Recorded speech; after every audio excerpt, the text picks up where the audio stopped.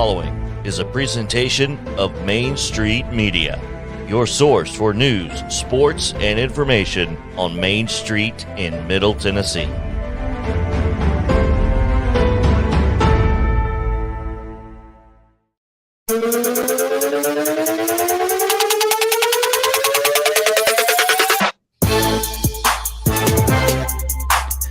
Welcome into Main Street Sports Today, presented by Mid-Tennessee Bone & Joint. I'm Chris Yao, joined, as always, by the Hall of Famer, Mo Patton, hanging out with you here on this Tuesday edition of Main Street Sports Today. Mo, how's it going? It's all right. It's all right. Pretty productive Tuesday morning, able to get a few things done, so feeling pretty good. Got some soccer to go check out this evening, so it's going to be a long day, but it's going to be a good day. Well, that's exciting. I don't think I got anything done necessarily, other than we actually did the morning show this morning with Justin, and knocked that out today. That was good. But, well, it's good. It's good that y'all do that since it's scheduled daily. Yeah, right? Yeah. It was nice. It was nice to actually. I mean, any day that you, yeah, it's a good start. Actually, you did get something accomplished today.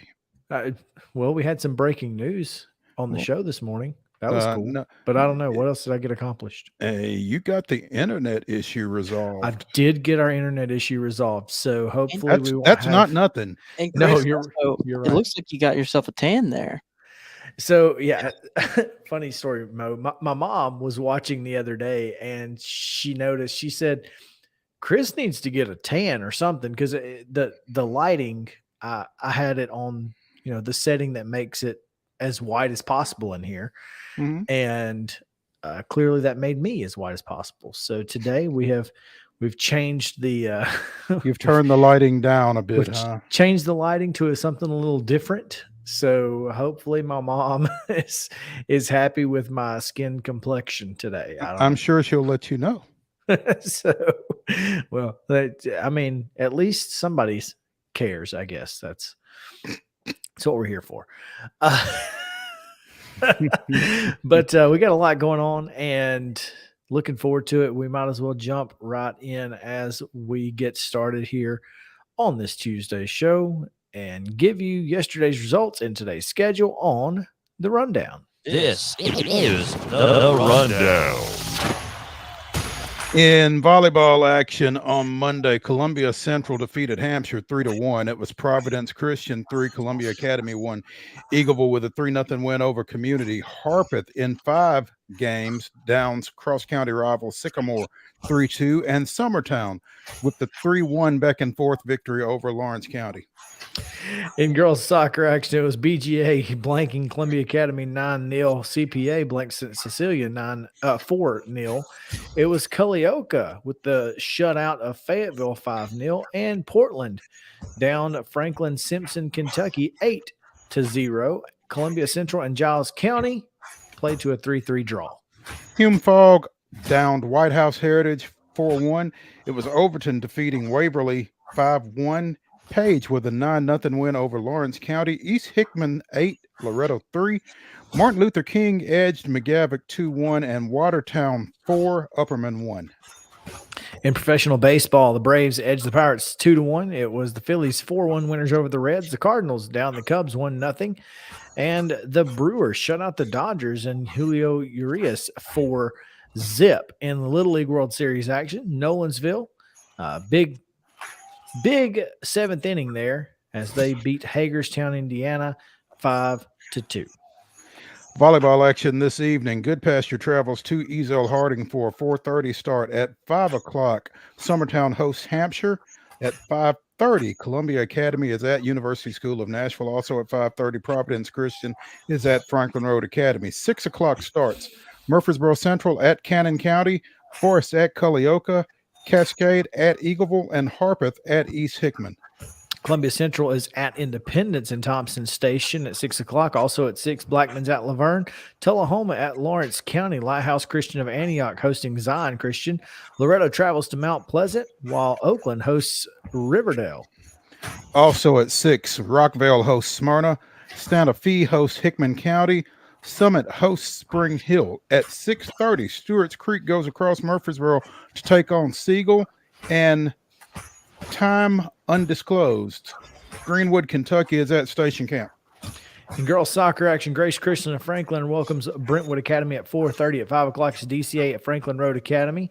Hillwood hosts STEM Academy at 5. Also at 5, Tullahoma's at Riverdale. At 5:30, Blackman at Smyrna. West Creek at Springfield. Loretto hosting Marshall County, and Warren County going to Murfreesboro Central. At 6 o'clock, Hume Fogg hosts Glencliff. Kenwood hosts Dixon County. Cookville travels to Gallatin. Rockvale hosts Wilson Central. White House goes to Lipscomb Academy. Valor Christian is at Martin Luther King. Good Pastures at Portland.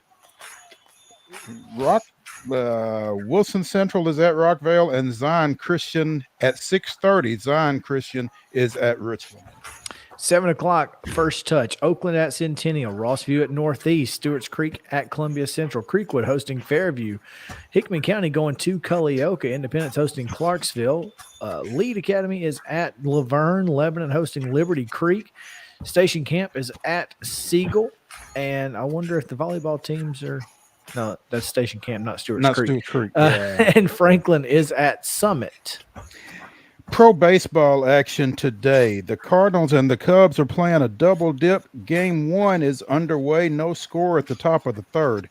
At 6:05 on Valley Sports Southeast, the Braves will try to cut it further into the Mets lead as they face host Pittsburgh. That's a 6:05 start. Also at 6:05, Cincinnati is at Philadelphia. And the Brewers are at the Dodgers at 9:10. That game can be seen on ESPN+. Minor league baseball action. The Sounds begin a 6-game series against the Bulls of Durham. There you have it. That's today's rundown. Also, the Yankees and Nets tonight on TBS. For those who want to see the Mets lose, hopefully. That's, anyway. Of which at least 2 of those are right here. Currently on, talking on the show. So I had a friend who posted on Facebook today about how some girl posted and he shared it, and it said men will watch a ball game and then watch the highlights of the exact same game right after it. Then the next day, listen to 4 talk shows and 3 podcasts about the same exact game, and it's for every single game.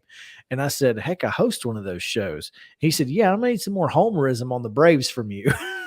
And I was like, I'm Randy Quaid. That is my role. My role is Randy Quaid. They'll blow in the playoffs. You wear it well. So that's my role. So that's what you're going to get from me. But anyway, top story today.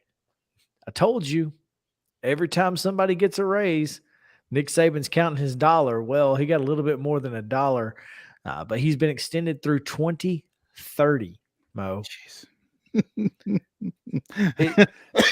And at least 13 other schools said, damn. I mean, okay. What is it? He's gonna actually coach to 2030, isn't he? Yeah, absolutely. Yeah. I mean, like I said, can we not get rid of this guy? I mean, it's a little ridiculous. I'm not going to lie. It's another 8 years. How old is he now? That is a great question. I do not know how old Nick Saban is, but I can tell you that he is at 70. He turned 70. He turned 71 on Halloween. His birthday is on Halloween. Now, he does not look 70. He certainly doesn't carry himself like 70. And he probably won't look 78 when he gets there in 2030. But but the question is why? I mean, is this a Bear Bryant situation where if he quits, he's not going to have anything to live for? I don't think that's necessarily the case. I think there's plenty for him and Miss Terry to do. I think maybe he's trying to avoid that honeydew list that's been rolling up for 30-something years. Yeah, there's no question there. But, I mean, when you ask why, because he can. I mean, I get that, but also like, why? Who's going to tell Nick Saban to go to the house? Terry. Well, this is my point. Like, I don't understand. Like, and she loves it. Don't get me wrong. I think that he would not be doing this if she didn't say, absolutely, let's do it. Let's keep it going. Not at all.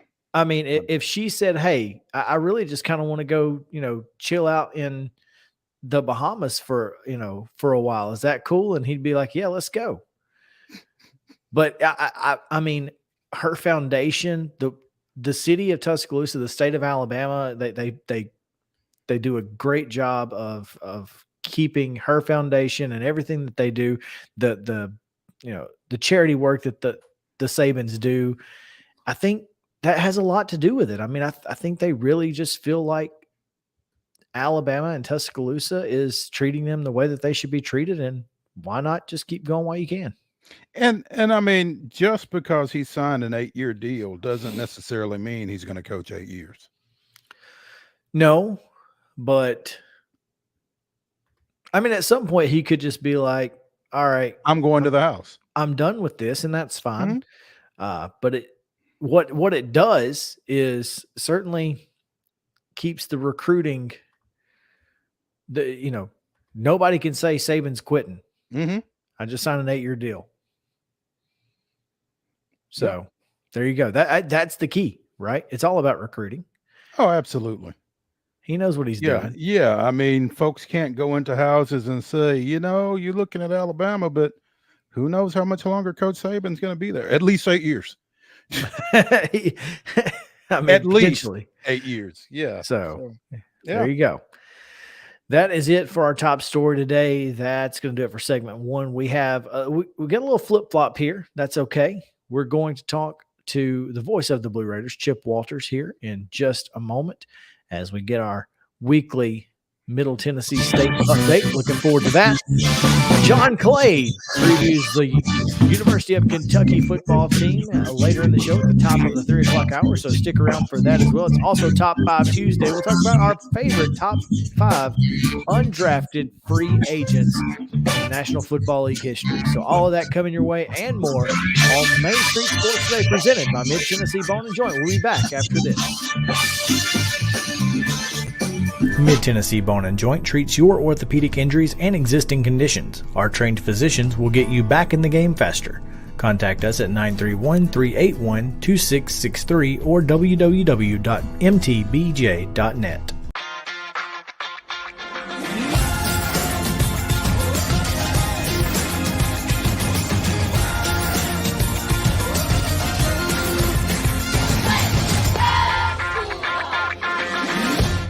Hey folks, while we take a quick break from the show, I want to tell you about our friends over at Custom Stone Handlers in downtown Columbia. Ed Rich and his team at Custom Stone Handlers believe in leadership. And outside of the military, our greatest leader building platform is sports. Custom Stone Handlers proudly encourages young people to get in the game. You can contact them today at 931-490-4990 or visit CustomStonehandlers.com. Jones & Lang Sporting Goods here in Columbia has been outfitting teams, officials, and anybody else from T-ball to college for 50-plus years. Be sure and check them out at 931-388-8060 or online at jonesandlang.com. Jones & Lang Sporting Goods, the look of a winner. Zion Christian Academy, ZionEagles.org or 931-388-5731. You can schedule your appointment. Go tour their campus. It is beautiful over there, and you're definitely going to want to see it. Again, it's ZionEagles.org. Give them a call, 931-388-5731, and schedule your tour today. Are you an enthusiastic sports fan? Want to have fun and get in on the action? Heck yes, that'd be awesome. Have great attention to detail? Want to stay active? Definitely. Want to give back to the student athletes in your community? Obviously, yes. Then you'd make an excellent high school sports official. We need more officials in Tennessee, because with no high school officials, there are no high school sports. Sign up today at highschoolofficials.com. Mid-Tennessee Bone & Joint has been the official sports medicine provider for Murray County Schools for more than 40 years. We specialize in orthopedic injuries, and our Ortho Quick walk-in service lets you bypass the ER. Visit us online at www.mtbj.net.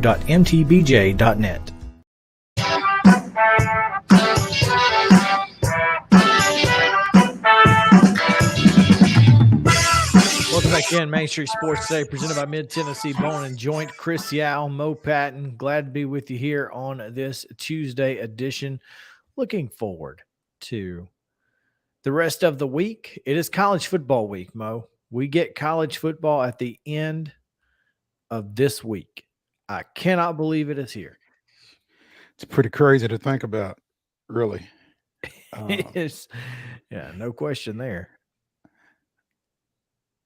One of the big events this week is obviously Vanderbilt traveling out to Hawaii. Jacksonville State will be on ESPN at 2:30 on Saturday against Stephen F. Austin, so that's exciting for me. So got a lot going on. But with college football around the corner, we have to find out what's going on in the borough. And the only person that can tell us with authority, because he's there, is Chip Walters, the voice of the Blue Raiders. Chip, what's up? Just getting through a Tuesday that feels a whole lot like a Monday, but soon it will be Friday. And then, as you mentioned, got college football coming up this weekend. In honor of Vandy opening up in Honolulu, have a story for you from like 1991 when the old Blue Raiders went over to the islands to open the season against Hawaii. They had practice actually on a whatever day it was, Thursday or Friday. We got over there, I think, on Wednesday and played the game on Saturday. But there was we practiced on Hawaii's practice field, which is exactly where they're playing the game now, because Aloha Stadium has been condemned, and so they now play on campus in a 9,200 seat facility right behind their athletic complex. And I remember we were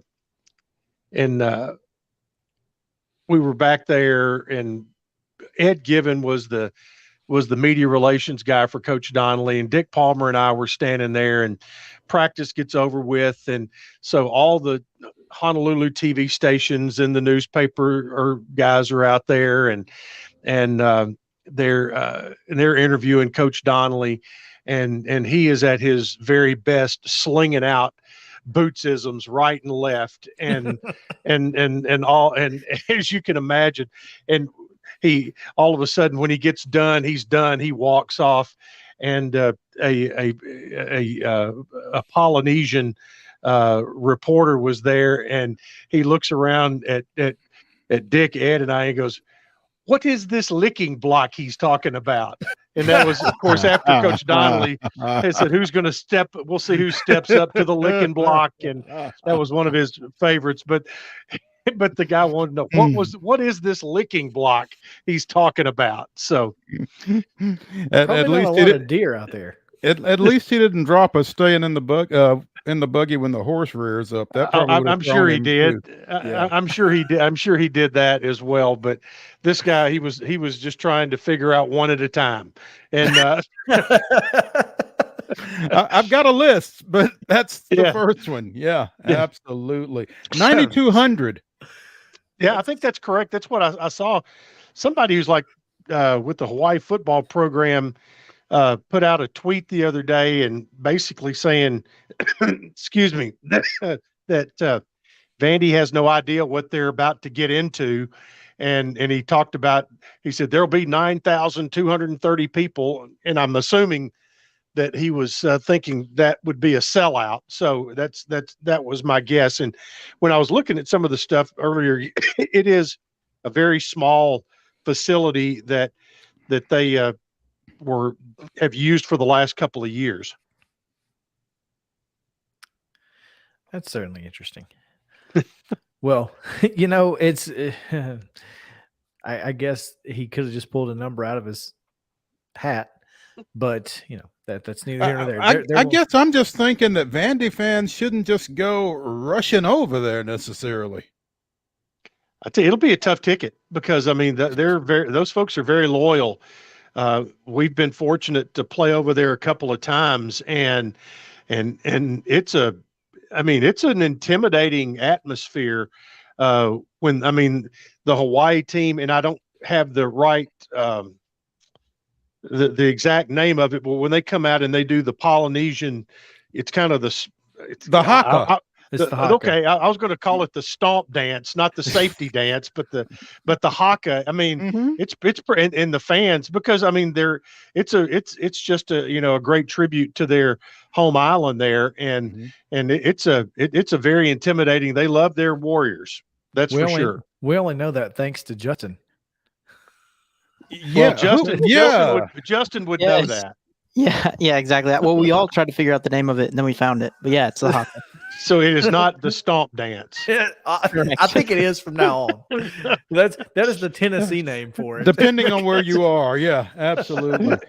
Chip Walters, the voice of the Blue Raiders, joining us here on Main Street Sports Today, presented by Mid-Tennessee Bone and Joint. Chip,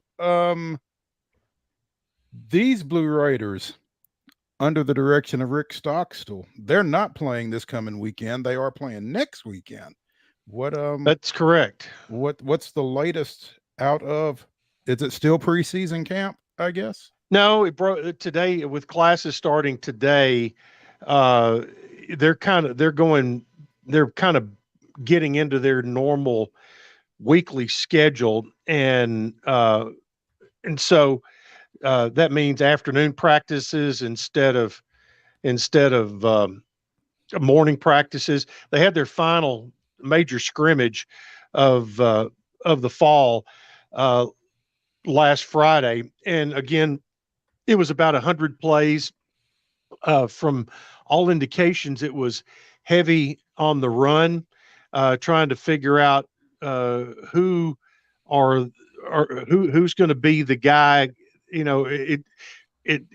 Is there going to be somebody who can separate themselves from a running back position? Frank Pison is the top guy coming back, who I really like. He is, as I think talked about here last week, he is from Escambia High School there in Pensacola, which has produced a few pretty good running backs over the years.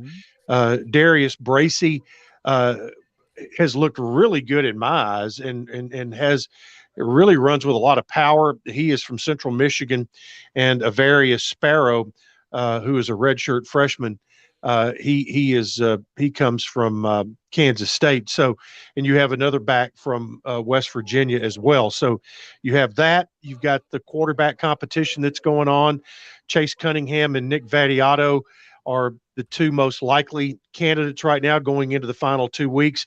Kyle Lowe has really looked good in using his tools. I mean, it's kind of interesting, here Titans fans are kind of excited about Malik Willis. Well, we got a big dose of him last year up in Lynchburg, Virginia. Kyle Lowe is kind of a smaller version of Malik Willis. He has that escapability. He's got the great legs. I don't think that there any envision that he is going to be playing on a full-time basis this year. However, things have changed with the transfer portal and all of that looming out there. I think they'd like to redshirt Kyle Lowe. He's from Fayetteville High School in Somerville, Tennessee, 5'10", 193. But he gives you a whole different set of tools in his toolbox. But he can be a good special teams guy. He's also, with the new rule where you can play him in 4 games, it wouldn't surprise me if they used up all 4 of those games, probably in the month of November, or at least 3 of them, and hold one for, if they feel like they're in bowl contention at that point, to where they could, use them in a bowl game and still, keep your freshman season. So those are the things that are kind of the juicy headlines. Depth at receiver, how's the offensive line coming together? That's all. Those are things that are kind of the meat and potatoes, as well as how is that back 7 on defense coming along. And, Coach Schaefer talked about his defensive front with Zaylen Wood, Marley Cook, Jordan Branch, and Jordan Ferguson. they're playing with a good bit of swagger right now, and that's a group that returns just a ton of experience. 7 of the 8 guys at those 4 positions on the 2 deep have started or played serious time up front. So they're going to be a fun group to watch, and their play will allow to take some pressure off the linebackers and secondary as they continue to mature, and they'll have to do it very quickly, going to JMU, Colorado State, and Miami all in the first month. Chip, as you mentioned, talking about the quarterback situation, redshirting is a really dicey proposition, I guess, nowadays with the transfer portal. I mean, you don't necessarily want to be sure that you burn a kid's year, but you're not necessarily going to get 4 more years out of a kid by sitting him this year.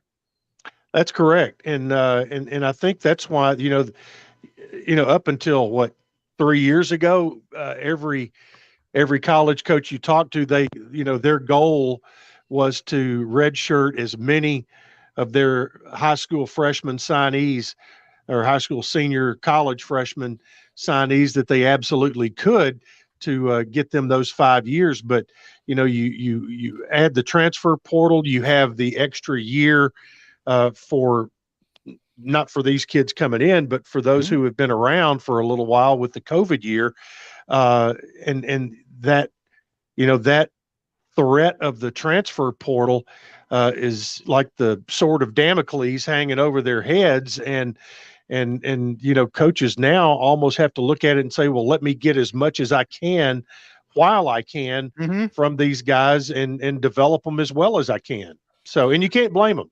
Yeah, I mean, who are you redshirting them for when you redshirt them? Because it may not necessarily be for you. Chip Walters, the voice of the Blue Raiders, joining us here on Main Street Sports today. Chip, you talk about that back end defensively, and again, when you lose a couple of guys like a Blankenship and like a Great, all of a sudden that becomes as important a area to try to rebuild, reload in as there is anywhere on the field on either side of the ball for MTSU. Yeah, you look back there you've got 3 guys who've played a good bit, actually more than that. But take a look at Trey Flewellen, who ended up starting toward the end of the year and has become an outstanding leader on this football team. He transferred here from Houston Baptist and has become a fan favorite. He's become a leader in the locker room. He's taken over Reed Blankenship's position at free safety. DeCorian Patterson, who was a very solid backup a year ago, he's looking right now at starting at one of the corner positions. Jalen Jackson, who played limited, he and Chris Johnson Jr. and Chris Johnson Sr., his dad was a defensive back at middle as well. They're kind of penciled in on the left side, and the strong safety, you've got Teldrick Ross and Dedrick Stanley battling for a position there, and both of those guys have played some, but not none of those have started. So you really Trey Flewellen's really, and Teldrick Ross to some degree, the 2 safeties have played starter type minutes, and they've really answered the bell. Are they, are they going to be the best in the league right off the bat? No, I don't think so. But man, have they gone to work and really gotten better over the last 2 weeks, and they as a group have an opportunity to get even better in the final 2 weeks of fall practice before we head up to Harrisonburg, Virginia. Chip Walters here, the voice of the Blue Raiders. Before we let you go, Chip, I want to shift gears a little bit because I found this very interesting. Your volleyball team is taking a little cross-country flight here soon to take on Sacramento State, Nevada, and the University of Portland. That's right, and I think that's going to be in Sacramento. Yeah, they play, and that's volleyball's an interesting sport because what about the first 4 weeks of the volleyball season before you get into conference play? It's all tournaments. You typically will play 2 or 3 on the road. You'll play 1 at home, and Middle's been able to host a good event for the last several years during the month of August, early September. But you go out west, and Coach Crawford likes to take his team out there, and pretty much all of Middle's volleyball coaches have liked to go west, and because you go out to those volleyball hot areas in California, and you find out what you're made of pretty quickly, and know where you stand before you get yourself ready for conference play. But all of those matches out there against those 3 opponents will be on ESPN Plus, so Middle fans will be able to keep up with that. Soccer, by the way, they lost a game at North Florida, had one washed out at Jacksonville. They come back at home this weekend, and they will take on Lane Kiffin and the Ole Miss Rebels.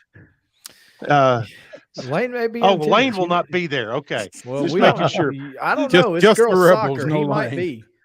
Yeah, he very well could be. I mean, he went to a fraternity house to find a punter, so who knows? He might come to a soccer game to find a kicker. And that'll be Thursday night at 6. And then this weekend they travel to Nashville to face Belmont. So we went for those 2 months with no real live things happening, and now all of a sudden it's just everywhere. It's starting to go all over the place. Chip, before we let you go, I want to mention Roan State will induct 3 individuals into its Athletics Hall of Fame this weekend, specifically Saturday at 11 a.m., which I guess is 10 a.m. Central Time. But among them will be former MTSU baseball coach Steve Peterson.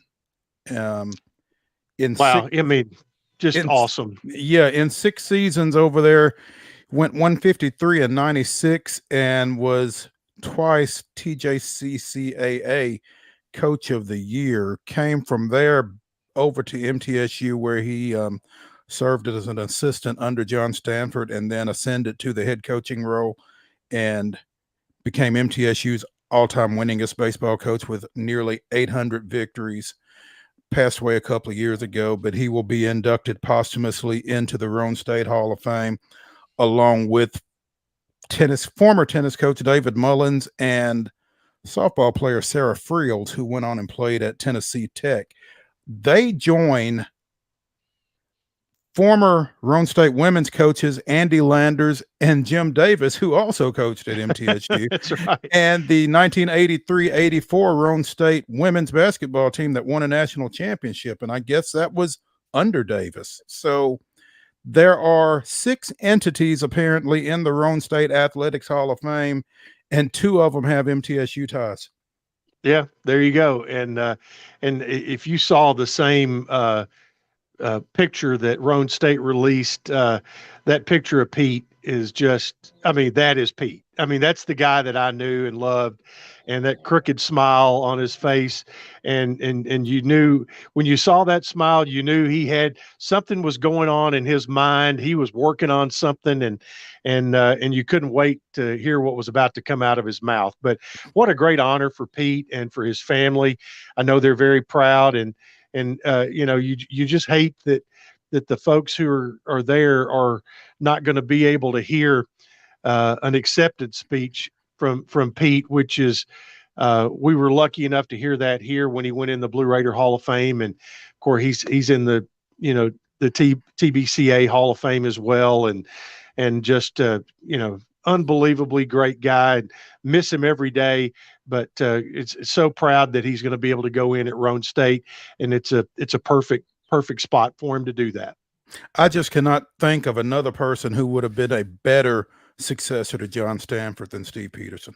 Oh, and I remember when it went down and when it happened, and I don't think there was any thought of that. It was very remindful of when Coach Donnelly, in the last 10 years or so when he was coach, there was just a thought, well,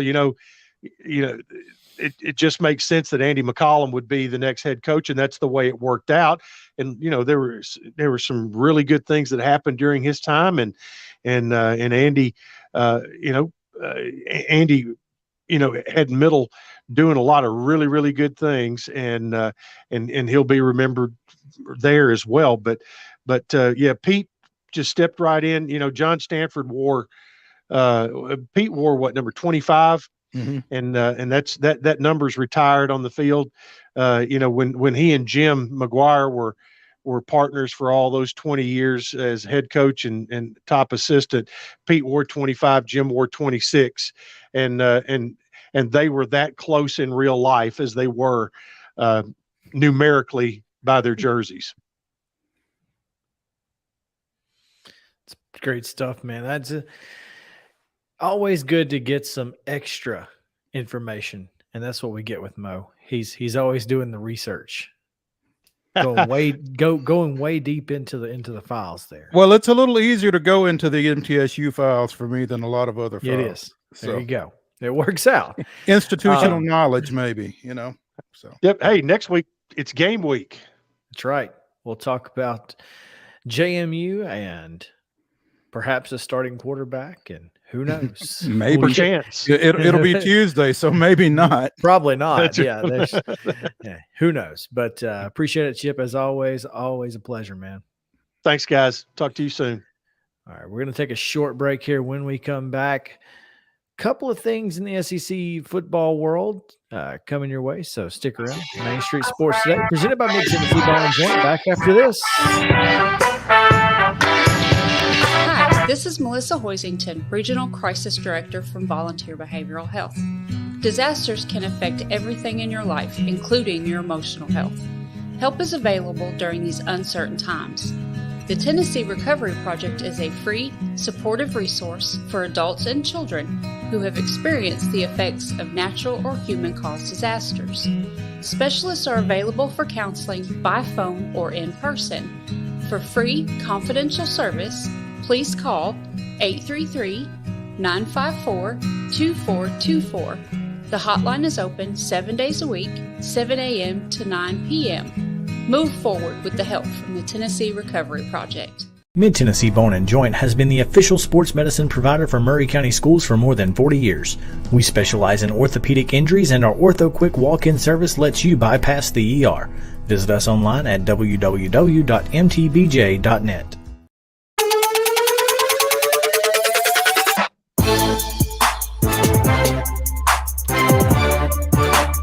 Welcome back in.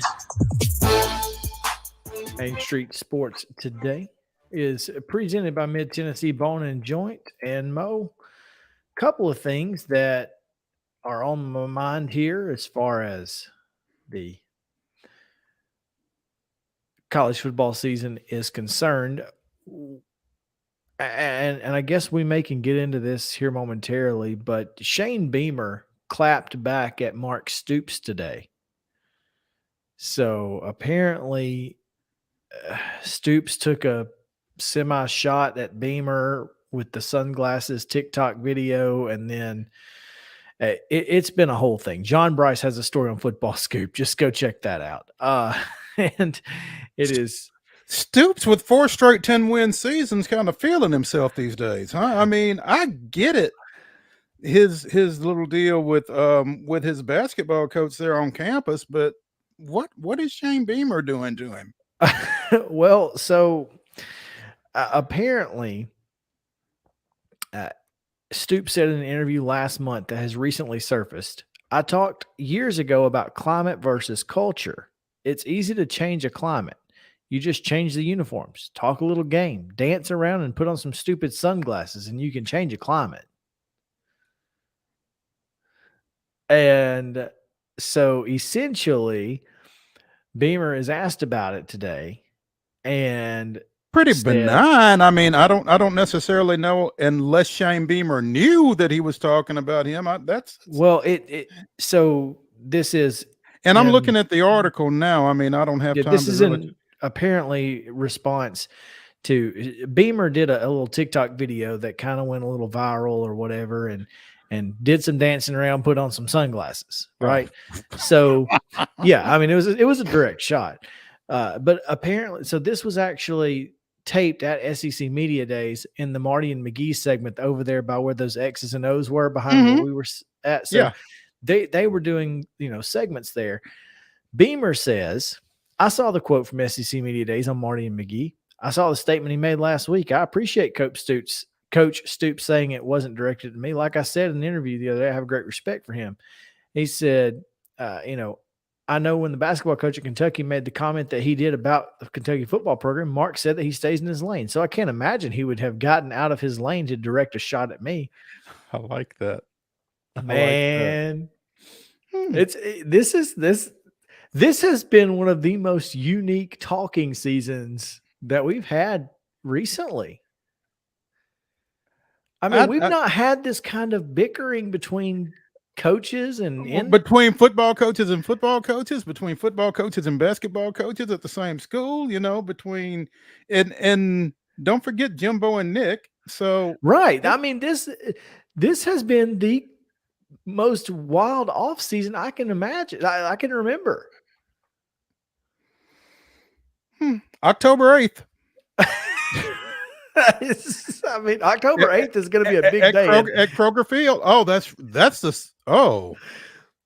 So if you can get South Carolina, Kentucky, and A&M, Alabama, you're in pretty good shape, TV. That may be. Does CBS have a double? Do they have the doubleheader that day? Option that day? Because if they do, we know what we'll be seeing. No, that's something, man. That is something. We can talk a little bit more in the second half. That was my thought. Yeah. When John Clay joins us, we can talk about this comment here. Among others. Should be fun. I wanted to get into some drama with the Tennessee football program and USC. Apparently, and I don't understand the ins and outs of this, Mo. So there is, when Brew McCoy transferred to Tennessee, there's a waiver application, much like you would see in the TSSAA, that would have allowed him to play immediately at Tennessee. USC wouldn't sign it. There's apparently a form that USC can sign, and it kind of skips the NCAA, or the NCAA usually just takes that and says, okay, cool, rubber stamp, move on. USC has not signed it. Huh? USC has not signed this NPO, which means, and I don't even know what that acronym stands for. Yeah. Because it's all I've seen it on social media is as NPO. So whatever that acronym stands for, apparently they wouldn't sign this document that would have basically bypassed the NCAA. So now they've kind of put it on the NCAA to have a transfer waiver hearing of some sort to determine whether or not Brew McCoy can in fact play for Tennessee this year. Most Vol fans think that this is just, USC kind of passing the buck, and what reason do you have not to let him play? Especially since, did he go through spring practice with USC? I don't think so. I think he's been with Tennessee for a while. So then it's not like Lincoln Riley has any connection to Brew McCoy. And I'm curious if that's why he's just not signing it. But nonetheless, USC does not, and the way the two programs are going, USC, who already has plenty of bad blood in East Tennessee, doesn't want more. Refresh my memory. Lane Kiffin. Oh. I'm telling you, they don't want this smoke. But it appears they actually do want the smoke. So I'm just hoping that at the end of the year, The two can find a For way. legislative relief, no participation opportunity form. There you go. So, Director of Athletics at previous institution, by signing this form, you certify that the student athlete listed on this form was no longer given an opportunity to participate, was not dismissed for any reason within the student athlete's control, blah, blah, blah. But this says the Director of Athletics. So this may not necessarily be a coach thing. This may be an AD thing. I don't care whose thing it is. Well, I'm just saying it may not necessarily be Lincoln Riley. It may be whoever the AD at USC is. And Richard G. West 3 hours ago says that the NCAA has confirmed that Brew McCoy will be eligible to play immediately for Tennessee. Now, I wonder what changed. I think. And who is Richard B. West? Richard G. West. He's a G. He is the #1 breaking news reporter in South Knoxville and vice president of the Southeastern Sports Foundation. Oh, now, I don't know who he works for, but he's the #1 breaking news reporter in South Knoxville. Now, South Knoxville. Does he have a blue check, Chris? No, there's no blue check. Okay. I mean, we don't either, but still, anyway, that's interesting. Now, this could be complete trash. I'm just saying my algorithm is listening to me because it just popped up. I don't follow this person. What I do know is that whether or not Brew McCoy plays is now in the NCAA's hands. And that's not a place I want to be with all of the things going on between the NCAA and the University of Tennessee. But, I think the University of Tennessee has handled some of the other things that are going on with the NCAA in such a manner that this shouldn't be an issue. And I'm looking at a Wes Rucker tweet from 4 hours ago that says offensive coordinator Alex Golish says Vols are preparing as if receiver Brew McCoy will be ruled eligible before the September 1st season opener. Quote, if not, we'll just adjust. So. Well, that's where we stand. That's where we stand. Look, it's a play him if you got him and figure it out if you don't. You certainly hope to see him playing, though. The thing is, I think they have enough receiver depth that they can figure it out if they don't. Sure. I think Brew McCoy is a luxury at this point, but you don't turn luxuries down either. So we'll see. No, you certainly want the luxuries if you have them available to you. There's no question there. Anyway, I just thought that was an interesting piece there. A lot of drama going on in the world of the Southeastern Conference.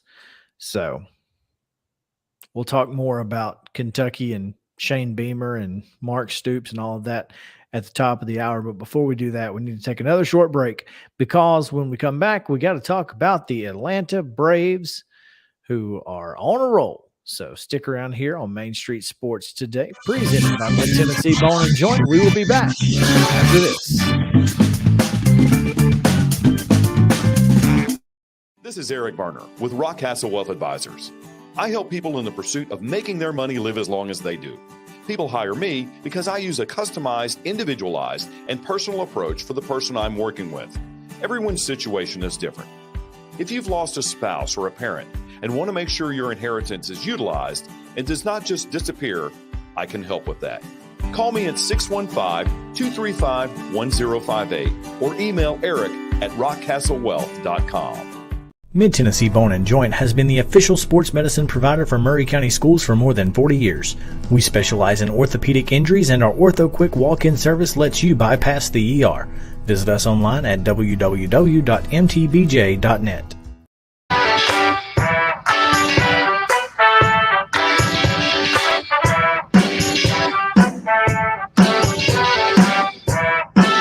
Welcome back in to Top 5 Tuesday.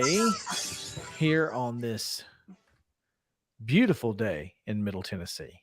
It's been a great day outside.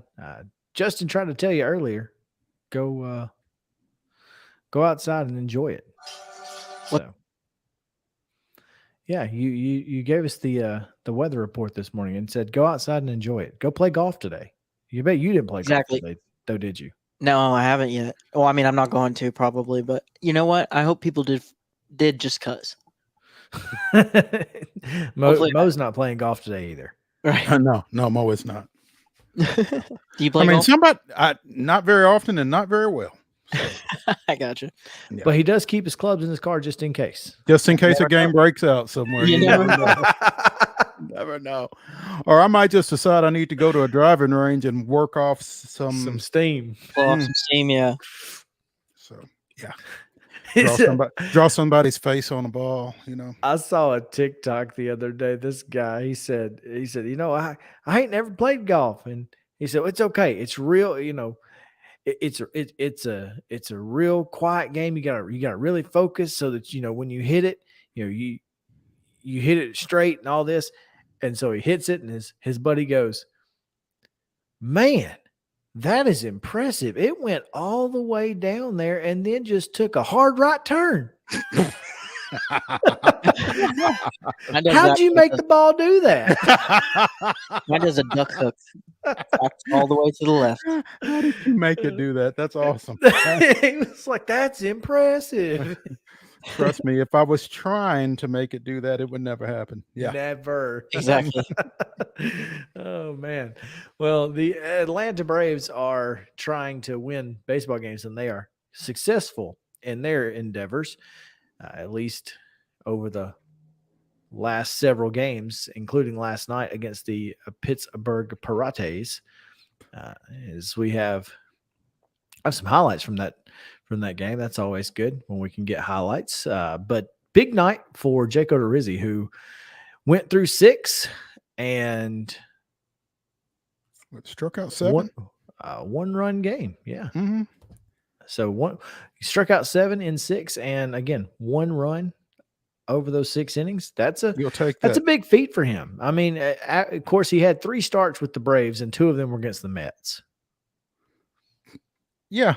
I mean, I'm not sure which of those is indicative of what Jake Odorizzi is capable of. The 2 starts against the Mets or the latest one last night against the Pirates. Again, 6 innings, 7 strikeouts, allowed 4 hits, didn't walk anybody. That's which important. I think you really love to see. And got himself out of some trouble early on with a 1-4-3 double play there to end an inning when he had runners at first and third. And right there it is. Boom. The old 1-4-3 in the first. So, yeah, I mean, that thing had a chance to get ugly early on. And then they're calling them the troublemakers, Vaughn Grissom and Michael Harris. Grissom singles to get on ahead of the newest multimillionaire of the Atlanta Braves, Money Mike, who proceeds to go Oppo. Yep. For the only 2 runs that they would score.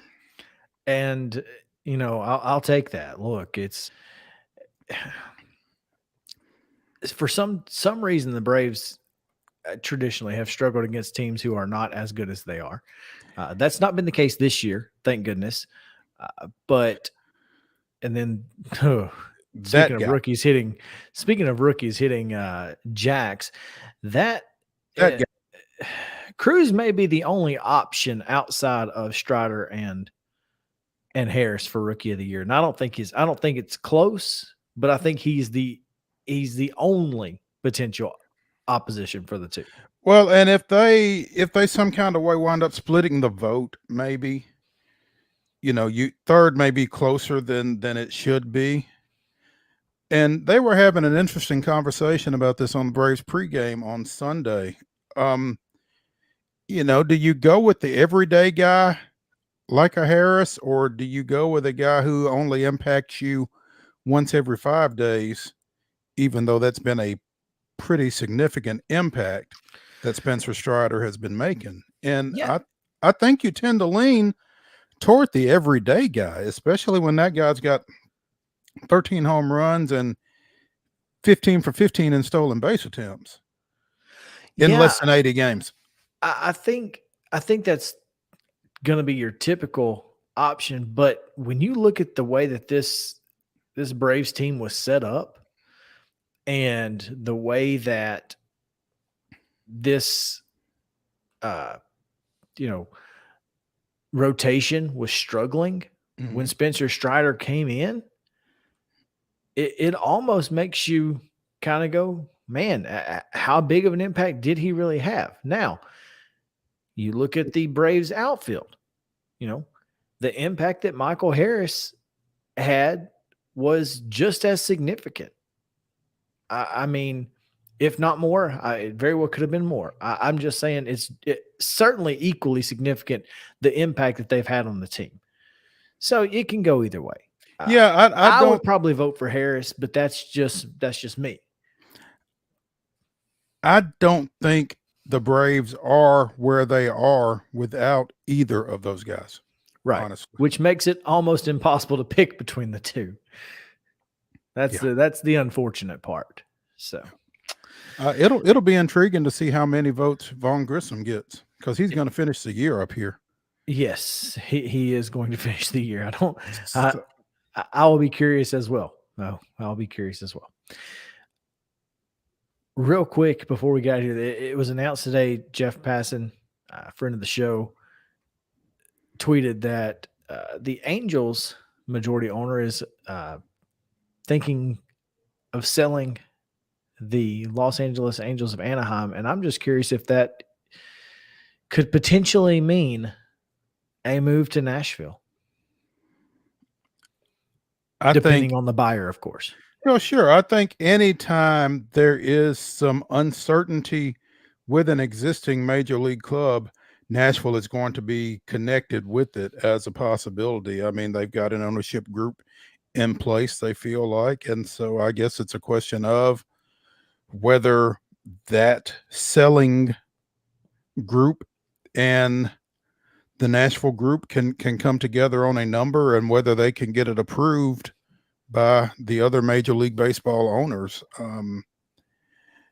But I don't know if you buy a team and then start trying to come up with a place for them to play. No, it'd be tough. And it's going to be equally tough building a stadium without a team. Imagine this. So the Anaheim Angels right now are one of the most profitable teams in Major League Baseball. They have a $183 million payroll, which is significant, but they bring in significantly more than that. Okay. But if you are the Nashville Stars ownership group and you purchase the Los Angeles Angels of Anaheim, every fan there already knows what's coming. So do you risk, losing your entire fan base for at least a year or two while you build a stadium in Nashville? I mean, there's so much that could go into that. So I don't know. It's interesting to think about. That's all I can say. It's a very intriguing scenario all the way around, because I don't think the ownership group here can get a facility constructed until they've got a team, and I don't think they can buy a team without a facility. Yeah, so it's a catch-22, unfortunately. So, all right, we got to take a break, but before we do, Mo, you got to tell us what happened this day in Braves history. August 23rd, 2011, Jason Hayward's first career grand slam, keyed a 5-run fifth inning, and Craig Kimbrell picked up his 40th save as Atlanta won 5-4 in Chicago. The save was Kimbrell's 40th of the year, tying a major league record for saves by a rookie that had been set a year ago by Neftali Feliz with the Rangers. Not Rangers. Perez. No, not Neftali Perez and not the Rangers. Neftali Feliz with the Rangers. There we go. Interesting. That team in Texas. I didn't even know there was a Neftali Feliz. Yeah. I guess I just missed that for American League. Don't pay attention. There you go. hey, TIL. Today you learned. Today I learned. I did, in fact. All right, we're going to take a quick break. When we come back, John Clay joins us, the Lexington Herald leader. We'll talk Kentucky right after this. Main Street Sports Today, presented by Mid-Tennessee Bone, and join us back in a moment. Mid-Tennessee Bone and Joint treats your orthopedic injuries and existing conditions. Our trained physicians will get you back in the game faster. Contact us at 931-381-2663 or www.mtbj.net.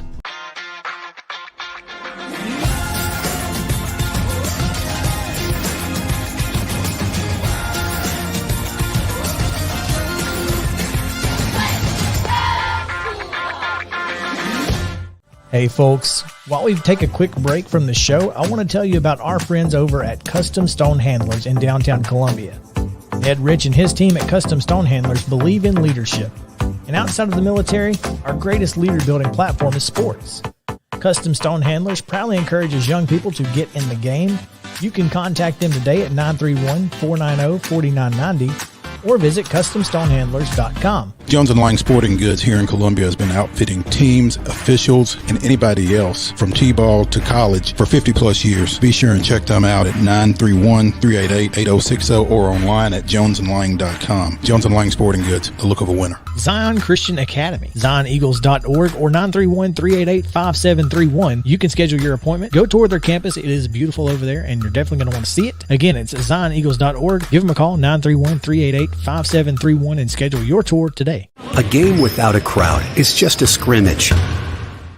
A performance without an audience is just a rehearsal. Without your presence, high school sports and the performing arts aren't possible. Ensure that these essential extracurricular activities continue to enrich the lives of students in Tennessee. Purchase a ticket to your local high school's game or performance. This message presented by the TSSAA. Mid-Tennessee Bone and Joint has been the official sports medicine provider for Maury County Schools for more than 40 years. We specialize in orthopedic injuries, and our Ortho Quick walk-in service lets you bypass the ER. Visit us online at www.mtbj.net.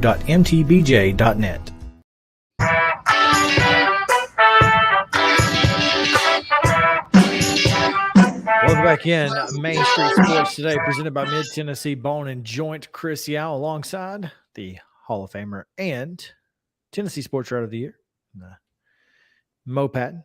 And it is time to talk a little SEC football as we have continued to preview SEC football teams, and we will finish up this week ahead of the Vanderbilt Commodores at the Hawaii Warriors. Should be fun. Today, we stick in the SEC East as we talk to the Lexington Herald leaders, John Clay, about the Kentucky Wildcats. John, thanks for joining us. Hey, thanks for having me on. Yeah, John. I guess the first thing we have to ask you is, what has gotten into Mark Stoops? Yeah, we've seen Mr. Patton. You and I have seen a lot of things over the years, but I'm not sure we've seen anything quite like this, where you have a basketball coach and a football coach at the same school openly feuding on social media. So, John Cal, for those who don't know, John Calipari made the comment when Kentucky basketball team was down in the Bahamas. John made the comment in an interview that Kentucky was a basketball school. He said, no disrespect to football. Of course, whenever anybody says no disrespect, they're going to follow that up with disrespect. So he said, no disrespect to football, but Kentucky's a basketball school. And Mark Stoops, the football coach, he took offense at that, and he almost immediately tweeted, basketball school, I thought we competed in the SEC, and that to add to it, he had the hashtag 4 straight postseason wins, as Kentucky's won 4 straight bowl games. So, and then when, what was surprising to me is a couple of days later on Saturday with the press conference with Mark Stoops, we figured Mark would not comment any further. Instead, he doubled down, said he was going to protect his program. That, unlike other programs, his program was not born on third base. They had to work for everything they had earned over the years, and that kind of added to it as well. Now, Calipari since then has said he and Mark will get together. They'll iron things out, but that's where it stands at this point.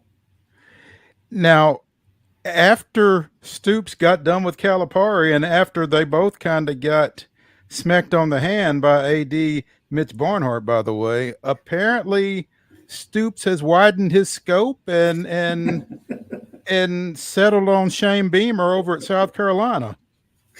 Yeah. Now, Mark denied that on Saturday when we asked him about it. But yeah, an interview he did during media days down in Atlanta on the SEC Network, he made the reference to coaches changing the culture. You know, they don't have to, as he put it, dress up in silly sunglasses and do crazy things to do that, which we took, or most people took as a shot at Shane, because Shane had put out at SEC Media Days a kind of a rap video where he wore sunglasses and so forth.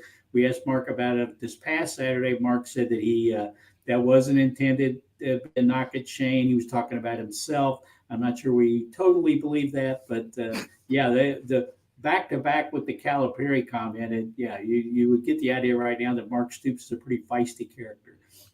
He must be getting pretty comfortable with himself there in Lexington. Well, this is his 10th season. That's longer than any Kentucky football coach, longest tenure of any Kentucky football coach. He needs one more win to tie Paul Bear Bryant for the most wins of a coach in the history of the program. And, you know, Bryant was a lot of people don't know, but Bryant was the coach of Kentucky back in the late 40s and early 50s. So, yeah, and they're coming off their second 10-win season in the last 4 years at a winning SEC record. As you mentioned, 4 straight bowl wins. So, yeah, they feel – you know, he feels like he's proud of what they've accomplished. They obviously want to accomplish more. And Mark, especially here late, he's stood up for his guys. He thinks that they deserve more respect. That comment about, you know, we weren't born on third base, I think is going to be kind of a rallying cry for this team this year. They've got some more respect. They were finished second by the SEC media. In the SEC East at media days, but I think they're going to use that as a rallying cry that we're still not getting the respect we deserve. Where's Rodney Dangerfield when you need him, right? Exactly. Yeah. Go ahead. Yeah, I know you want to ask about Middle Tennessee products, Barry and Brown and the Wade twins. So I figured I was going to wait a little deeper into the show. Let's just start there. Rip the Band-Aid off, John. I'm not sure how much you're seeing out of the freshmen, but we've got some interest, as Chris was saying. The twins, Keaton and Destin Wade, are from nearby Summit High School, and Barry and Brown, the speedy receiver out of Pearl Cone. Which of those guys do you see being the most impactful, the quickest? I think it'll be Barry and Brown. He's got nothing but raves ever since he's been here. He's a wide receiver, a spot where they need guys. They lost Wan'Dale Robinson, who caught over 100 balls last year, second-round draft pick by the New York Giants. They also lost Josh Ali, who was a veteran receiver. They also had a couple of receivers transfer. They did Tavion Robinson, a transfer from Virginia Tech. He's come in with a lot of experience, but the rest of them are all pretty much young guys. And the very first day on media day, Mark Stoops, they had practice that morning. They met with the media that afternoon, and Mark Stoops had nice things to say about Barry and Brown. And that's continued with quarterback Will Levis complimenting Brown as well. So I think he's definitely going to be a factor at wide receiver, along with another freshman, a local kid from Lexington here, Dane Key, who was an early enrollee and played really well in the spring. As for the Wade twins, Destin Wade, they're actually starting him out at quarterback. They had their second team quarterback, Bo Allen, leave right before the start of fall practice. He transferred to Tarleton State. So it's kind of up in the air who that number 2 quarterback is going to be. Not sure it's going to be Destin Wade, but he's a guy. They had a scrimmage on Saturday, and we asked Mark Stoops about Destin at quarterback. He said he made some really nice plays. He's a guy that they want to bring along as the year goes on. Don't know that he'll make it on the field unless, you know, disaster strikes and Will Levis gets hurt and the other guys at that quarterback spot don't play well. But they really are excited about his future. Keaton Wade probably will end up redshirting this year. We'll have to see how that plays out on that side of the ball. They got a lot of veterans in the same spot where he's playing, although they've also talked about moving him around some as well. But of the 3, I think Barry and Brown is definitely going to be the guy that we see first, and I think they're counting on him to be an impactful player on this Kentucky team. There you have it. We're speaking with John Clay here on Main Street Sports Day, presented by Mid-Tennessee Bone and Joint. And you mentioned Will Levis. Obviously, this is We've said it every time we've talked about it. It's a quarterback-driven game. It's a quarterback-driven league at this point, and Will Levis is obviously drawing some attention, especially from pro football folks, saying that he could be a first-round draft pick. Is, going back to last season and with a year under his belt, how do Kentucky fans feel about Will Levis? Are they excited? Oh yeah, they're very excited about Will. I mean, he's got all the traits that the NFL looks for. I mean, because he's a big, strong kid, physical kid with a strong arm. He's played in an NFL offense last year. Liam Cohen was the offensive coordinator who came to Kentucky from the Los Angeles Rams, where he was an assistant coach under Sean McVay. He boomeranged back to the Rams, where he's now the offensive coordinator this year. And Mark Stoops went out and hired Rich Scangarello, who's the quarterback's coach of the San Francisco 49ers last year, and who has a long NFL pedigree as the offensive coordinator. So he's going to be playing in a slightly different offense, but still an NFL-based offense. The thing with Will is he's got to be more consistent. He had 24 touchdowns last year, but he also threw 13 interceptions. He completed 66% of his passes. He talked in the spring about he wants to get that up above 70%. Also, I think NFL scouts are going to want to see how he does without Wan'Dale Robinson, who was such an important part of the offense and who was his go-to receiver. But Rich Scangarello has, during this spring, and especially this fall, has been very complimentary of Levis. He feels like that those guys they're on the same page. The other day he said he thinks they've got a chance to do something special this year, the two of them together. So Kentucky fans are definitely excited about Will Levis and having that type of quarterback going into this season. And one of the big things that's going to be important for him is that offensive line. Got a couple of big time tackles gone. Your center is no longer there. I think the offensive line is going to be a key cog to this offensive unit early in the season specifically. Yeah, no doubt about it. That's been probably the biggest question mark through these first couple of weeks of camp leading up to next week, which is game week. In the two scrimmages they've had, Mark Stoops has talked about the offensive line needs to be more physical, more consistent. From everything we can gather, they've had some injuries on the line, but from everything we can gather, they're kind of shuffling people around. They moved Eli Cox in the spring, the starter at offensive guard. They moved him to center to take the spot of Luke Fortner, as you mentioned, who was drafted by Jacksonville in the third round. They lost their two tackles, Darian Kennard, who was taken by the Chiefs in the fifth round, and Dare Rosenthal, an LSU transfer who started last year. One tackle spot, Jeremy Flax, who was a junior college transfer a couple of years ago, came in as a reserve. He looks like he's going to be a starter at one tackle spot, but that other tackle spot looks like it's really up in the air. David Wollaball is a young guy who apparently started to make a move in camp, and he could figure in at that spot along with DeAndre Buford. The guy who's kind of the rock of the offensive line is Ken Horsey, who's a veteran, an offensive guard. He'll start at one guard spot. And Tayshawn Manning, a really strong kid, transferred from Auburn, will probably start at that other guard spot. But Chris, you're exactly right. The offensive line is definitely the biggest question, maybe the biggest question on the team. They also have a new coach in Zach Yenser, who was assistant offensive line coach with the 49ers, who worked with Rich Scangarello last year. They actually hired Zach first before they hired Scangarello to be the offensive line coach. So there's a lot of new faces, a lot of some inexperience, some guys who are put in new roles on the offensive line, and protecting Will Levis, especially considering their backup quarterback situation, is definitely going to be key this year to how they do. John Clay of the Lexington Herald Leader joining us here on Main Street Sports Today, presented by Mid-Tennessee Bone and Joint. John, staying on the defensive side of the ball for one more quick question. What is Chris Rodriguez's status right now, or what is it going to be at the start of the season? Well, we don't have a definitive answer on that. Mark said the other day that he would have an announcement to make. We're guessing on Monday when he meets with us for the start of his luncheons, weekly luncheons during the year. I don't think there's any doubt that Chris is going to have to sit some games. He got a DUI back in May. He pled guilty in June to that. There's also been some other things swirling around with Chris, nothing that's been made public or we've been able to nail down, but apparently it goes beyond just the DUI. There was a report over the weekend that he could be suspended for the first 3 or 4 games. That hasn't been confirmed. Obviously, the Florida game, the second game of the year, Kentucky opens up with Miami of Ohio on September 3rd. Then they go to Florida on September 10th. That's going to be a huge game in the SEC East for Kentucky.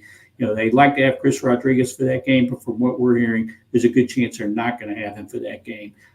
Who will take his place if they don't have him? An interesting guy is Ramon Jefferson, a transfer that they got this summer from Sam Houston State. He had over 4,000 yards at Sam Houston State in his career there. He's not a real big kid, but he's a shifty kid. They keep referring to him as a bowling ball. We've seen one practice where we got to watch a fan day practice. He looked pretty good in that practice. And I know a couple of NFL scouts who kind of specialize in the FCS teams. They really like him. The big question about him is he's new, and also does he have the size to hold up against an SEC schedule? But he's a guy you might want to keep your eye on if Chris Rodriguez indeed has to sit those first few games. You mentioned at the top that Mark Stoops is one game short of tying Paul Bear Bryant for most career victories at the University of Kentucky. And obviously you feel like that Miami of Ohio opener gets him tied, which means that trip to Gainesville would be the first opportunity to take over at the top of that category. And that's a huge matchup for this team. Yeah, absolutely. No doubt about it. They finally won at Florida for the first time since 1979. Not the last trip to Florida, but the trip before that in 2019, or I guess it'll be 2020. Well, I give my note, whatever year that was. COVID has completely thrown me off. What was it? But anyway, so they have had some success there. They beat Florida last year at Kroger Field.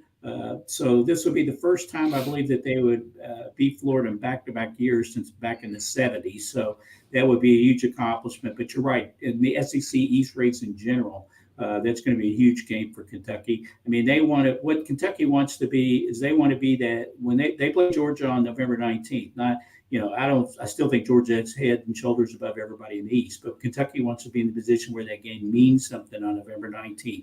And to be able for that game to mean something, they've got to start off with a win, or starting off with a win down in Gainesville against Florida on September 10th would be a step in that direction. At Florida, September 10th. At Ole Miss, October 1. At Tennessee, October 29th.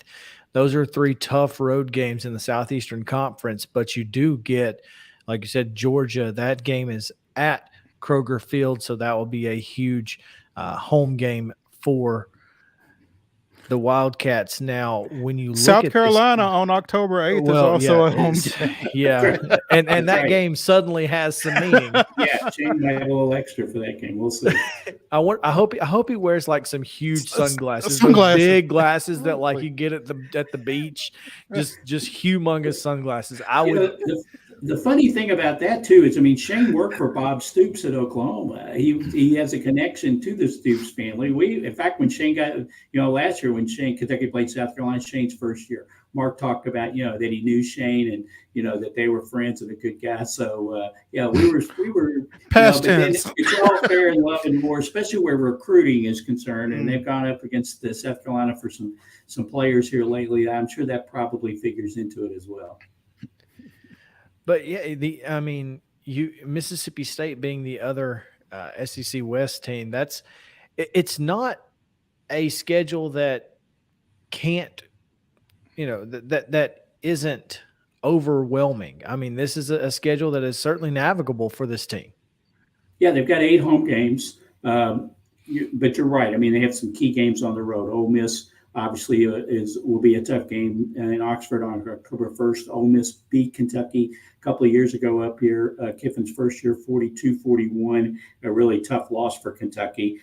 Tennessee, they beat Tennessee the last trip to Knoxville. That was also during the COVID year. They had a bunch of interceptions in that game. Jeremy Pruitt was the Tennessee coach at the time, but then now with Josh Heupel, he came in and beat Kentucky and Lexington last year, 45-42. Kentucky drove the ball up and down the field, scored a lot of points, but they couldn't stop Tennessee. I think Kentucky feels like they've had the better program than Tennessee, the last 3 years, but they only have one win to show for it. But that obviously is a big game. As you mentioned, South Carolina, Beamer, Stoops stuff aside, Spencer Rattler, I think Shane did a really good job last year. Kentucky's beaten South Carolina 7 out of the last 8 years. but obviously I think South Carolina will be an improved team. So the schedule does set up for them well with those 8 home games. But like you mentioned, they've got some key games on the road, which you look at the start of the season, you might look at as 50-50 games. They're going to have to win those 50-50 games if they're going to make the Georgia game mean something in November. There you go. John Clay of the Lexington Herald Leader here on Main Street Sports today. John, thank you so much for taking some time with us, but we have to ask you before we let you go, if not Georgia, is Kentucky the favorite to win the East? Yeah, I would put Kentucky. I voted them second in the SEC East at media days. Just going off their track record, I think Kentucky has the best chance. I like what Josh Heupel's doing at Tennessee, but I think his defense, he's got to fix defense. I think Billy Napier will do a really good job at Florida, but it may take him a year or two to get his guys in there. South Carolina, same thing. Shane did really well last year. For his debut season. They're an improving program, but are they there yet? So if you go by what Kentucky's been able to do, especially over the last 4 years, 10-win seasons in 2018 and last year, 4 straight bowl wins with Will Levis coming back. They also have a lot of returning guys on defense, especially at the defensive end and then that linebacking spot. And Mark said Saturday he feels better about his secondary at this time this year than he did this time last year about his secondary. So, yeah, if it's not Georgia, Kentucky would be my pick to win the East. But I still think, as I said earlier, I still think the Bulldogs are head and shoulders above everybody else in the East right now. That's correct. Kentucky is picked by the Southeastern Conference football media to finish second in the SEC East. So, John, again, we appreciate your time. Thank you so much for taking it with us today. Hey, thanks, guys, for having me on.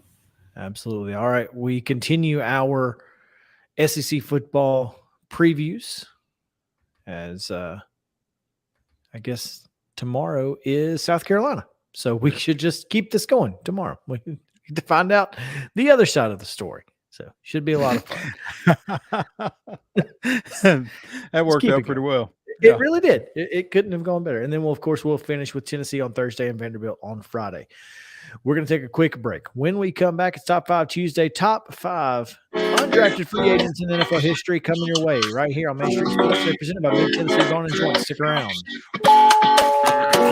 This is Chris Yao with Main Street Sports Today. Every show, Mo Patton and I welcome friends from all across the sports landscape, from high school coaches and reporters to national, college, and pro sports personalities. You never know who might stop by for a chat.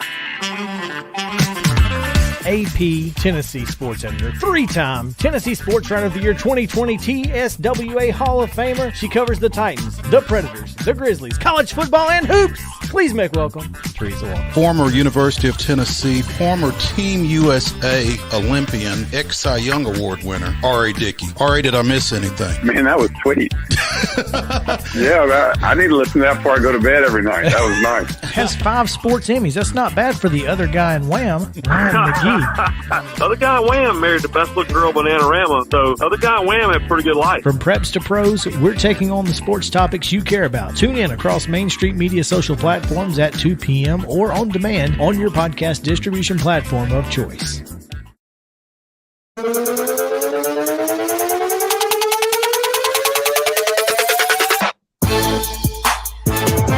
It's Top 5 Tuesday, brought to you by our friends at Mid-South 5 Fitness. Style is still in the game. SteelAthletes.com, STEEL athletes.com, at SteelAthletes on Instagram. Make sure to go follow them. Check them out. Mid-South 5 Fitness, and brings you Top 5 Tuesday each and every week. All right, Mo, Justin, let's dive right in. Today, Top 5 Tuesday, undrafted free agents. We'll say our favorites.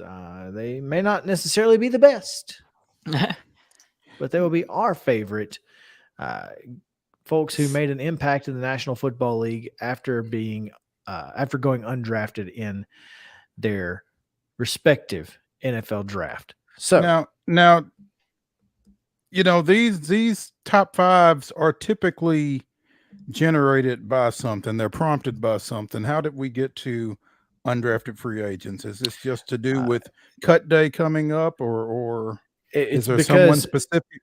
It's because Justin said on Saturday he was an undrafted free agent and was ready to be put into the game in case of emergency. Oh, got you. Okay. Yeah. I really didn't have a reason, and I couldn't come up with anything. And for whatever reason, this just kind of popped in my head. So I thought, this seems like a really interesting topic because there are a lot of great undrafted free agents who have made an impact in the NFL. Exactly. And so, and we were talking. Justin and I were talking this morning about how, I like to watch preseason football because I like to see those guys who are fighting for their football careers. Those are the guys that I really care for. So, anyway, all right. These are the guys who fought and won for their football careers. Valiant. Yes. And so I'm excited to get into it. All right. Who wants to go first? Because I think I went first last week. So I'm going to let Justin you guys go first. Justin. I'll go ahead and make my we're doing top 5, right? So fifth pick, I'll go number 5. I'll go James Harrison. Ooh, the Steelers. The outside linebacker went to Kent State. See, it's nice to see a Kent State Golden Flash succeed, except for that, for that one. Right. I wish that one would stop succeeding. Who's that? Which one? Nick Saban. Oh, right. Ideally, he would stop, but I don't think that's going to happen. So. I'm going to see your Kent State, but not football. Antonio Gates at number 5. That's a good one. Yeah. He's a hooper.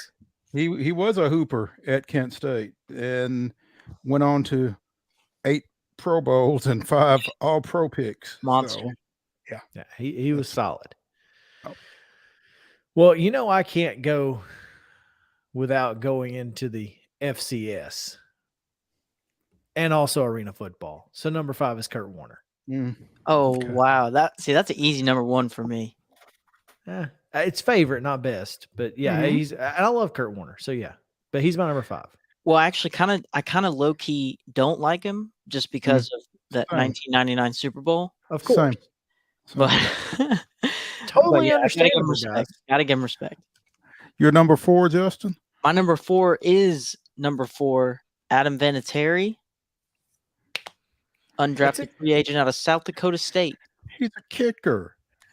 All the kickers are undrafted free agents. Right, except for Janikowski. Exactly. Tell me he did not have an impact.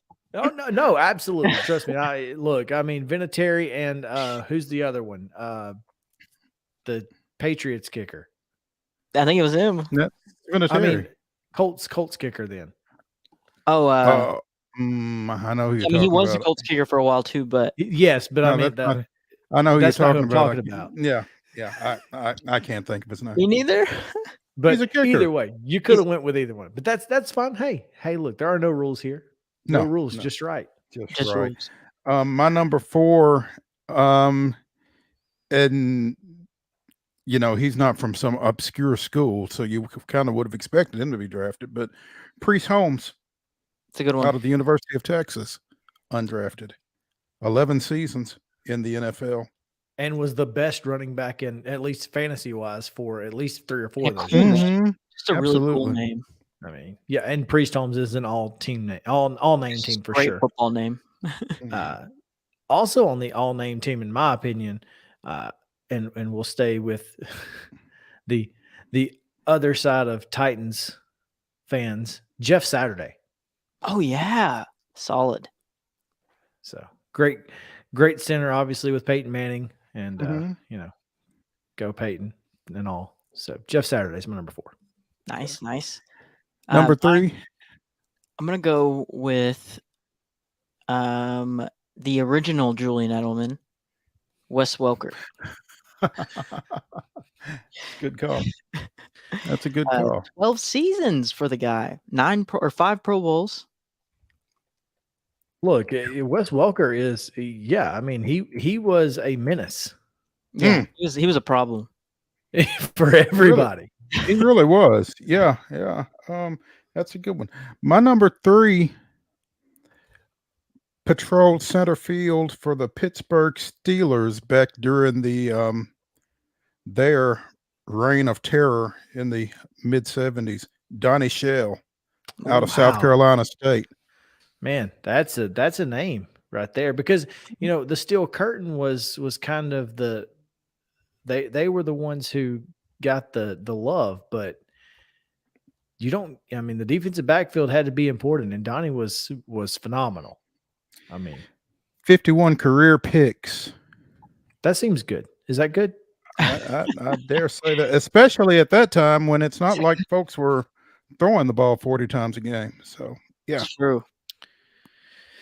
My number 3, 6-time All-Pro, 7-time Pro Bowler, led the league in sacks, member of the 1990s All-Decade team and the 100th anniversary all-time team, one of the greatest defensive tackles of all time, John Randall. Yes. Menace. That's why. Did you catch the foreshadowing from he was a menace? Yeah. That's a good one. That's a good pick. That's a good one. I'll go or am I after Chris? Sorry. Yeah, go ahead. You are. 2. Okay, number 2. Number 2, Warren Moon, baby. I kind of put an asterisk next to Warren Moon just because he wasn't drafted into the NFL. That's accurate. But he went and he played at such a high level in the CFL before he came back. That's true. But he was not drafted. So you're not wrong. Thank you. But he little asterisk, you're right, maybe. Certainly had a heck of a career. No kidding. 17 south years. of the border. Yeah. And threw one of the prettiest balls, man. His spirals were tight. Yeah. My number 2, and it kind of pains me, but longtime Dallas Cowboys offensive guard Nate Newton. I knew he was going to end up on somebody's list. I didn't know whose list it was going to be. He was an honorable mention on mine. I don't know how this guy didn't get drafted. You don't look like that guy. You don't play like that guy without, and not get drafted. Yeah. Scouts were asleep. And he came out of Florida A&M. Maybe that's it. I don't know, but it's not like Florida A&M hadn't put any pros in the league. So that's as misses go, that was a pretty big one, and not just physically. Yeah, exactly. My number 2, out of Missouri Southern, went undrafted in 1994, 2-time All-Pro, 3-time Pro Bowl, 2-time Super Bowl champion, and led the NFL in receptions in 2001. He is in the Denver Broncos Ring of Fame. It is Rod Smith.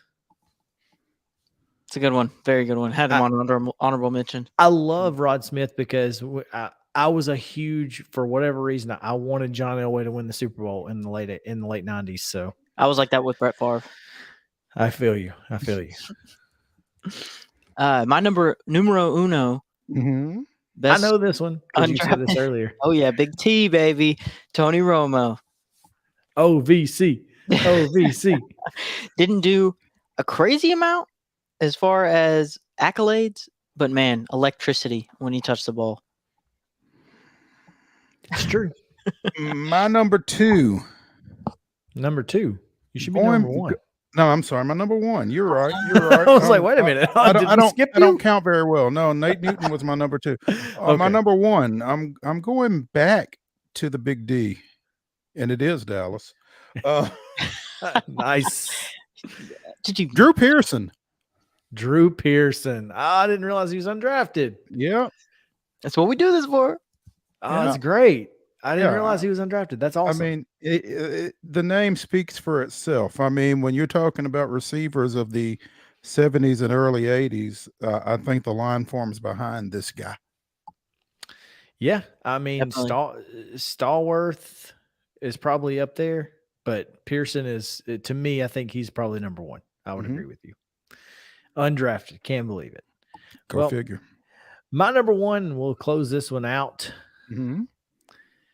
1990s Offensive Player of the Year. He was second team All-Pro in 1990 as well, which is weird. I don't know how you'd be Offensive Player of the Year and second team All-Pro. Second team All-Pro. I would just like to point that out. That may be the most interesting thing about this. 9-time Pro Bowler. He led the league in touchdowns in 1990. He was a member of the All-Rookie team. And his number hangs in the rafters of Nissan Stadium, and you already mentioned him. Number 1, Warren Moon. Look, the boy. You can't deny that to me, Brett Favre, John Elway, Dan Marino, they were all great. But Warren Moon was the best gunslinger of all time. Oh, man. Like I said, no question. He could throw it. He could absolutely throw it. And the receivers that he had to work with, oh, man, they were so much fun to watch. Absolutely. Yeah. Hands down. So. Good number 1. Yep. Edmonton Elks for 5 years. Oh, they were the Eskimos. They were the Eskimos at the time. But I need to get in an honorable mention for the local product whose career and life were cut woefully, tragically short. Former Franklin High standout Fred Lane Jr. Yeah. Nice. Who played for the Panthers and after finishing up his career at Lane College in Jackson. So he was a good one. No question there. Well, that's it. That takes us out on a Top 5 Tuesday brought to you by Mid-South 5 Fitness. This is Main Street Sports Today presented by Mid-Tennessee Bone and Joint. We'll be back tomorrow, same bad time, same bad channel, 2:00.